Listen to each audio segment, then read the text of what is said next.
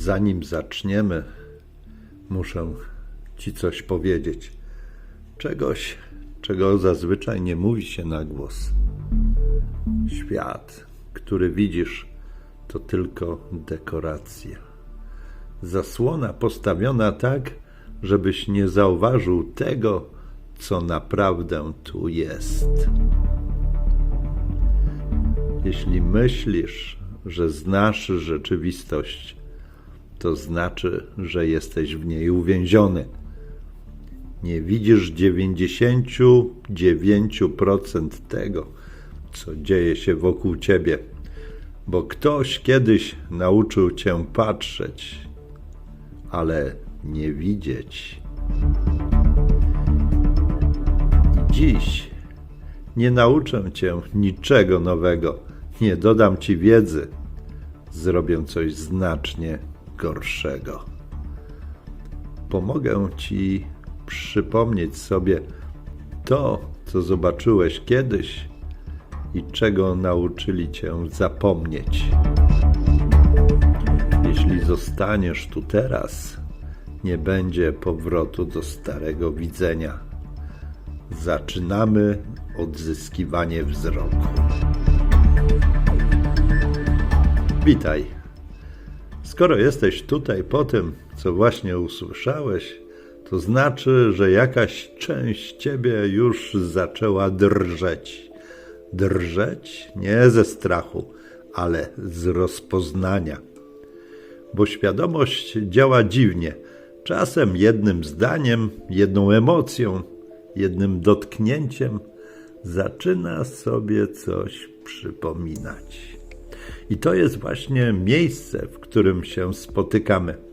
Nie po to, żeby opowiadać ci nowe rzeczy, ale po to, żeby przywrócić coś, co było w tobie od początku. Coś, co kultura przykryła, co pośpiech uciszył, co codzienność stłumiła. To nie będzie wykład, to będzie podróż w głąb twojego własnego widzenia, bo prawdziwa wiedza nigdy nie przychodzi z zewnątrz. Prawdziwa wiedza wraca. I dlatego w tej serii Tajemnice Świadomości nie będziemy mówić o rzeczach oczywistych. Nie będziemy powtarzać banałów o pozytywnym myśleniu ani o byciu tu i teraz. To pozostawimy dla publikacji w stylu łatwo się klika. Tutaj wejdziemy głębiej, znacznie głębiej, do tego miejsca, gdzie świadomość i percepcja zaczynają działać nie jak filtr, ale jak organ widzenia. Zacznijmy od czegoś niewygodnego. Człowiek nie widzi rzeczywistości. Człowiek widzi tylko tyle, co jego percepcja potrafi rozpoznać. To brzmi jak filozofia, ale to biologia i psychologia. To, czego nie znamy, nie wyróżniamy z tła, to po prostu nie istnieje dla naszego umysłu. Wzrok nie jest kamerą. Wzrok jest negocjacją między oczami a mózgiem, a mózg jest mistrzem selekcji. Z około 11 milionów bitów informacji na sekundę jesteśmy świadomi 40. Nie 40 000, 40. Reszta jest odcinana, wymazana. Nie dlatego, że jest nieistotna, ale dlatego, że umysł nie ma struktury, aby ją obsłużyć. I tutaj zaczyna się pierwszy problem. Percepcja nie służy do widzenia prawdy. Percepcja służy do przetrwania. To, co dla nas realne, to tylko ta część świata, która pomaga nam nie umrzeć. Resztę świat pomija, bo jest za drogą. Dlaczego? Dlatego nie widzimy pola elektromagnetycznego, nie widzimy pełnego spektrum światła, Nie widzimy mikrodrgań materii, nie widzimy struktury informacyjnej przestrzeni, bo po co? Dla codzienności to zbędne. Dopiero gdy zmienia się stan świadomości, ta niewidoczna część świata zaczyna się ujawniać. To tak, jakbyś nagle zmienił zakres słyszenia na sonar delfina. Nagle słyszysz to, co tam było od zawsze, ale było poza tobą. Wyobraź sobie eksperyment z najsłynniejszym gorylem świata. Grupa ludzi ogląda nagranie, na którym dwie drużyny podają sobie piłkę. Zadanie widza – policzyć podania. Po chwili przez środek sceny przechodzi człowiek w stroju goryla. Całkiem spokojnie, machając ręką. I większość ludzi go nie widzi. W ogóle. Dlaczego? Bo umysł nie spodziewa się goryla w takim kontekście. A więc odcina go, przecina, wymazuje. Pomyśl o tym przez sekundę. Umysł potrafi odciąć cały obiekt, jeśli nie jest przygotowany, aby go zobaczyć. A to dotyczy goryla i tego, co naprawdę dzieje się w tym świecie.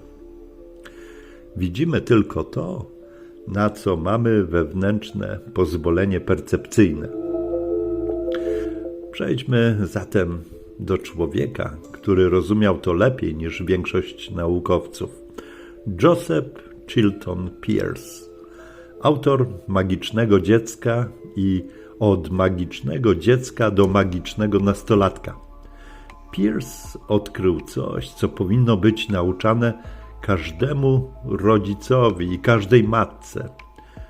Dziecko rodzi się z percepcją otwartą na cały świat. Bez filtrów, bez granic, bez niemożliwe. Od narodzin do około 7 lat dziecko funkcjonuje w stanie teta, dokładnie tym samym, który w dorosłości występuje w hipnozie, głębokiej medytacji, stanach szczytowej intuicji, momentach przebłysków świadomości. Innymi słowy, dziecko żyje w tym, co dorosły próbuje osiągnąć całe życie. Pearce mówił, że świadomość rozwija się w 4 macierzach. Matka, pierwsza matryca tych, których dotyk mózgu jest jeszcze płynny. Ziemia, wejście w materię, ciało, ciężar i ruch. Świat pojęć, w którym zaczynamy nazywać, dzielić, klasyfikować. I świat abstrakcji, w którym powstaje ego, język, logika. Ale jest haczyk. Jeśli któraś z tych macierzy zostanie zaburzona, jeśli dziecko przejdzie przez etap zbyt szybko, zbyt boleśnie lub bez potrzebnego kontaktu, świadomość nie rozwija pola percepcji. Zostaje luka. I dorosły już nigdy nie widzi świata tak, jak mógłby. W kulturach pierwotnych kobieta po porodzie zjadała swoje łożysko.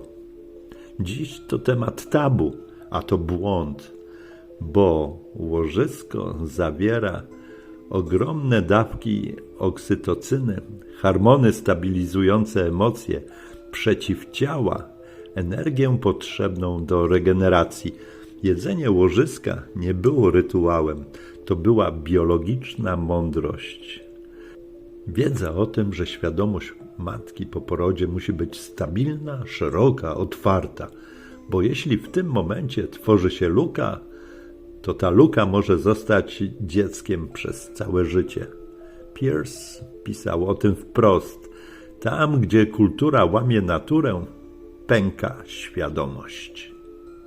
Teraz dotkniemy czegoś, co wielu uważa za metaforę, ale nie jest metaforą. Castaneda opisał punkt postrzegania. Assemblage point to miejsce, gdzie świadomość łączy się z rzeczywistością i, uwaga, znajduje się ono za prawą łopatką kilka centymetrów poza ciałem, Brzmi dziwnie? Nie bardziej niż to, że pole elektromagnetyczne serca rozciąga się na metr, pole mózgu na kilkanaście centymetrów, a ciało jest anteną biologiczną. Punkt postrzegania decyduje o tym, jak świat widzisz, jakie energie odbierasz, jak interpretujesz wydarzenia, jak reagujesz na ludzi. To nie jest paranauka, to praktyka tradycji tolteckiej, jogicznej, a nawet w niektórych linii szamanizmu amazońskiego. Gdy punkt postrzegania przesuwa się naturalnie, człowiek widzi rzeczy, których wcześniej nie widział, czuje pola, których wcześniej nie czuł, dostrzega powiązania między ludźmi, zdarzeniami, synchronicznościami, a jeśli przesunie się zbyt gwałtownie, człowiek doświadcza stanów, które kultura nazywa mistycznymi lub w skrajnych przypadkach psychotycznymi. W obu przypadkach percepcja wykracza poza to, co kultura uznaje za normalne. Pewien badacz pracujący na projektach, których oficjalnie nie było, powiedział: świadomość nie jest w ciele. Ciało jest tylko odbiornikiem. I dodał: gdy zmieniasz częstotliwość, zmienia się to, co odbierasz jako realność. To jest dokładnie to, co widział Castaneda w swoich praktykach. Opisywał Pierce w rozwoju dzieci, a starożytne tradycje przekazywały ustnie. Świadomość nie jest ograniczona zmysłami.